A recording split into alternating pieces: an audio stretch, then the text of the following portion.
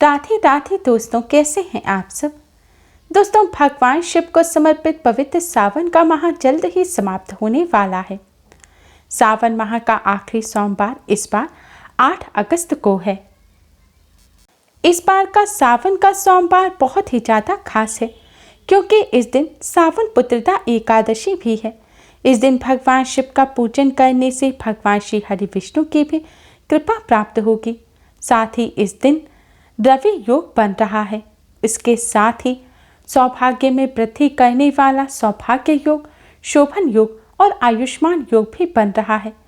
इसलिए इस सावन सोमवार के दिन किए गए पूजन और उपाय कई गुना अधिक पुण्य फलदायी होंगे। वैसे तो पूरा सावन माह ही भोलेनाथ की कृपा प्राप्त करने के लिए खास होता है, लेकिन सावन माह के सोमवार का विशेष महत्व होता है। सावन माह की तरह ही सोमवार का दिन भी भोलेनाथ को अत्यधिक प्रिय है। इसलिए सावन सोमवार के दिन भोलेनाथ का विशेष रूप से पूजन किया जाता है और व्रत रखा जाता है। जिन लोगों के विवाह में विलंब आ रहा होता है, उन्हें सावन सोमवार का व्रत अवश्य ही रखना चाहिए। सावन सोमवार का व्रत करने से भगवान शिव के साथ मां पार्वती की भी कृपा प्राप्त होती है और जल्द विवाह के योग बनते हैं। कुंवारी कन्याएं मनचाहे वर के लिए भी यह व्रत करती हैं। इसके अलावा सावन का व्रत करने से भोलेनाथ की कृपा से सभी ग्रह दोष भी दूर हो जाते हैं। सुहागन महिलाएं वैवाहिक जीवन की सुख और समृद्धि के लिए, पति की लंबी आयु के लिए यह व्रत करती हैं। सावन सोमवार का व्रत करने से भोलेनाथ की कृपा से कार्यों में आ रही अड़चनें भी दूर होती हैं और जीवन में खुशियां आती हैं। भगवान शिव, मां पार्वती की कृपा सदैव बनी रहती है। जिन लोगों को स्वास्थ्य संबंधी समस्या है, वह व्रत नहीं कर सकते, उन्हें भी सावन सोमवार के दिन सुबह उठकर स्नान कर भोलेनाथ के शिवलिंग का अभिषेक करने के पश्चात ही अन्न ग्रहण करना चाहिए। दोस्तों, सावन सोमवार का दिन भोलेनाथ को अत्यधिक प्रिय है। इस दिन भोलेनाथ का पूजन करने के साथ ही गौ माता को भोजन अवश्य ही कराएं। आज के दिन गौ माता को भोजन कराने से भगवान शिव, मां पार्वती की असीम कृपा प्राप्त होती है। घर में सुख समृद्धि आती है। जीवन में चली आ रही बड़ी से बड़ी परेशानी दूर हो जाती है। भाग्य भी प्रबल होता है। दुर्भाग्य सौभाग्य में बदल जाता है, जिससे बिगड़े कार्य भी बनने लग जाते हैं। दोस्तों, सावन सोमवार के दिन सुबह उठकर सबसे पहले भोलेनाथ का स्मरण कर, भोलेनाथ को प्रणाम कर अपने दिन की शुरुआत करें। आप अपने घर की साफ सफाई कर नित्य क्रिया से निवृत्त होकर सबसे पहले स्नान कर स्वच्छ वस्त्र धारण करें। आज के दिन काले रंग के वस्त्र भूलकर भी ना पहने। सुहागन महिलाओं और गृहस्थ लोगों को आज के दिन लाल, हरे या पीले रंग के वस्त्र पहनकर, खास तौर पर हरे या लाल रंग के वस्त्र पहनकर भगवान शिव और उनके पूरे परिवार का पूजन करना चाहिए। गृहस्थ जनों को भोलेनाथ के पूरे परिवार का पूजन करना चाहिए। ऐसा करने से घर परिवार में खुशियां बनी रहती हैं और शिव परिवार का आशीर्वाद प्राप्त होता है। सावन सोमवार के दिन व्रत रखने का विधान है। अगर आप व्रत ना भी रख सकें, तब भी सुबह उठकर सबसे पहले भगवान शिव का पूजन करने के पश्चात ही आप भोजन ग्रहण करें। पूजन करने के लिए सबसे पहले भोलेनाथ का अभिषेक करें। अगर आपके घर में भोलेनाथ की प्रतिमा है, तो आप घर पर भी भोलेनाथ का अभिषेक कर सकते हैं, या हो सके तो मंदिर जाकर भोलेनाथ की शिवलिंग का अभिषेक करें। वैसे तो आप 1 लोटा जल से भी अभिषेक कर सकते हैं, लेकिन हो सके तो पंचामृत से अभिषेक करें। पंचामृत बनाने के लिए आप एक स्टील या फिर पीतल का लोटा लें। इसमें शुद्ध जल भरें, थोड़ा कच्चा दूध डालें। दूध इतना डालें कि जल सफेद रंग का हो जाए। फिर इसमें दही मिलाएं और थोड़ा सा शुद्ध घी डालें, थोड़ा शक्कर और थोड़ा शहद डालें। अगर गंगा जल है तो इसमें थोड़ा सा गंगा जल भी डाल दें।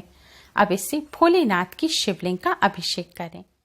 घर पर पूजन कर रहे हैं तो भोलेनाथ की प्रतिमा का आप पंचामृत से अभिषेक करें। अगर घर पर भोलेनाथ की प्रतिमा नहीं हो तो आप एक कपड़े पर शुद्ध जल या फिर गंगा जल के छींटे मारें और फिर उस कपड़े से आप भोलेनाथ की जो तस्वीर है उसको पोंछें और फिर उनका पूजन करें। पूजन करने के लिए सबसे पहले एक शुद्ध घी का दिया जलाएं और एक सुगंधित धूपबत्ती जलाएं।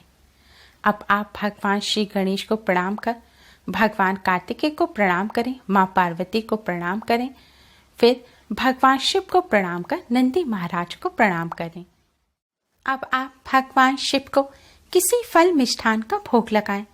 फल मिष्ठान ना हो तो शक्कर का भोग लगाएं।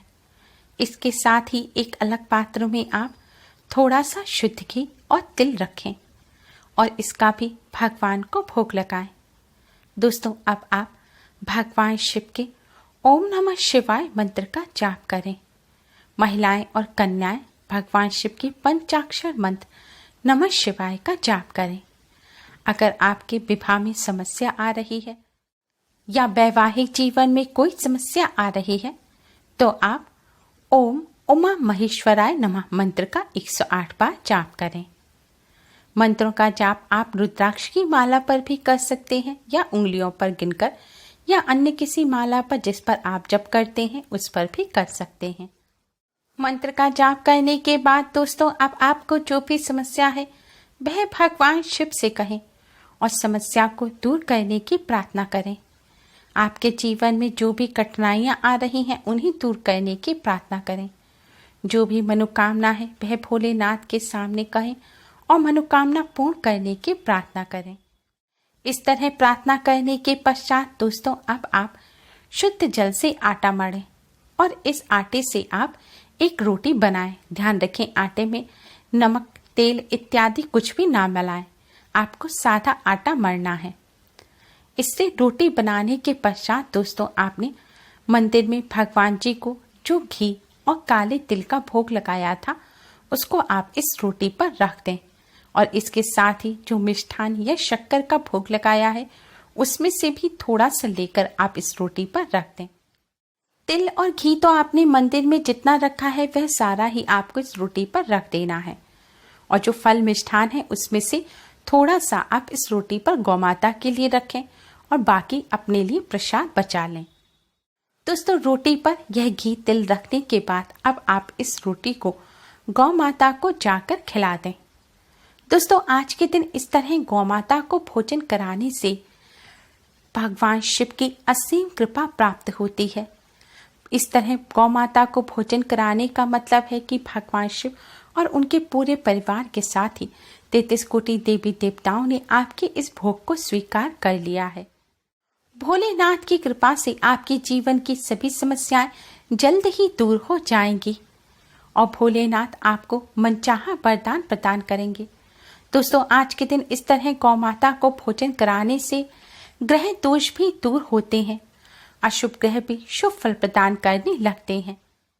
ग्रह दोष के साथ ही भोलेनाथ की कृपा से पितृदोष भी दूर हो जाता है और पितृ भी प्रसन्न होते हैं। ग्रह दोष और पितृदोष दूर होने से कार्यों में आ रही बाधाएं भी दूर होती हैं और बिगड़े कार्य भी बनने लग जाते हैं। भाग्य प्रबल हो जाता है, दुर्भाग्य सौभाग्य में बदल जाता है और जब भाग्य साथ देने लग जाता है तो थोड़ी सी मेहनत से ही सफलता अवश्य ही मिलती है। हमारे शास्त्रों में बताया गया है कि गौ माता में 33 कोटि देवी देवताओं का वास होता है। गौ माता की कृपा जिसे प्राप्त हो जाती है उसे 33 कोटि देवी देवताओं का आशीर्वाद मिलता है। गौ माता को भगवान का ही स्वरूप माना जाता है, इसीलिए भगवान का भोजन गौ माता को कराया जाता है। कहते हैं गौ माता को भोजन कराने का मतलब है कि भगवान स्वयं आपके भोजन को स्वीकार कर रहे हैं। इसलिए गौ माता को भोजन कराते समय आप कुछ सावधानियां अवश्य ही बरतें। जैसे भगवान को भोग लगाते में आप अपना मुंह झूठा नहीं रखते, साफ सफाई का ध्यान रखते हैं, पूरी श्रद्धा के साथ भोग लगाते हैं। इसी तरह आपको गौ माता को भी भोजन कराना है। अगर भोजन कराते में आपको दिक्कत आए, डर लगता है, तो आप गौ माता जिनके घर हैं उनको भी आप यह भोजन दे सकते हैं और उनके हाथ से भी खिला सकते हैं। गौ माता को भोजन कराने से पहले आप गौ माता को प्रणाम कर पूरे शिव परिवार को प्रणाम करें और भोग स्वीकार करने की प्रार्थना करें। उसके पश्चात ही आप गौ माता को भोजन कराएं। गौ माता को भोजन कराकर जब आप अपने घर आए तो आपने जो भगवान को भोग लगाया था उसे आप प्रसाद के रूप में ग्रहण करें। उसके बाद ही अन्न जल ग्रहण करें। ऐसा करने से आपको भोलेनाथ की कृपा प्राप्त होगी। भोलेनाथ के आशीर्वाद से आपके जीवन में खुशियां आएंगी। अगर आपने कोई ऐसे मिष्ठान जैसे कि रसगुल्ला है, सोन पपड़ी है, बेसन के लड्डू, बूंदी के लड्डू, कोई भी ऐसा मिष्ठान आपने भोग में लगाया है जिसमें अन्न है और आपका व्रत है, तो आप अपने प्रसाद को उठाकर रख दें और जब आप व्रत का पारण करें तब आप इस प्रसाद को ग्रहण करें। दोस्तों, सावन सोमवार का दिन भोलेनाथ को प्रसन्न करने के लिए बहुत खास माना जाता है। इस दिन एक छोटे से प्रयास से आप भोलेनाथ को प्रसन्न कर उनकी कृपा प्राप्त कर सकते हैं। भोलेनाथ की कृपा प्राप्त करने के लिए इस आसान से उपाय को अवश्य करें। उम्मीद है आपको हमारी ये वीडियो पसंद आई होगी। प्लीज़ लाइक कर अपने फ्रेंड्स के साथ शेयर जरूर करें और यूजफुल वीडियोस के लिए चैनल को सब्सक्राइब कर बेल आइकन को भी जरूर दबाएं। Thanks for watching. Radhe Radhe. जय शिव शंकर।